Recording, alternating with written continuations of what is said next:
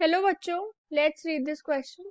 सो इस क्वेश्चन में कह रहे हैं कि the energy of an electron in an excited hydrogen atom is this. अब यहाँ पे एक जो पॉइंट नोट करना वो ये है कि यहाँ पे एनर्जी की वैल्यू -3/4 इलेक्ट्रॉन वोल्ट नहीं है।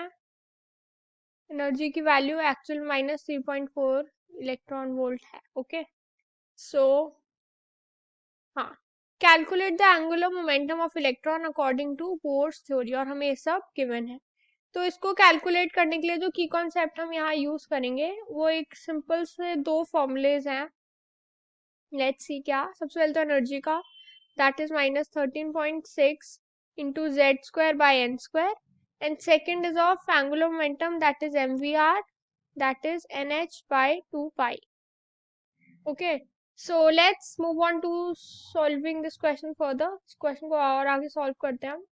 सो एनर्जी यहाँ पे -3.4 इज -13.6 इंटू हाइड्रोजन है, तो for hydrogen z will be 1 into 1² by n², और 1/n² is 3.4 bye 13.6 which is 4, और हम कह सकते हैं n की वैल्यू क्या है 2।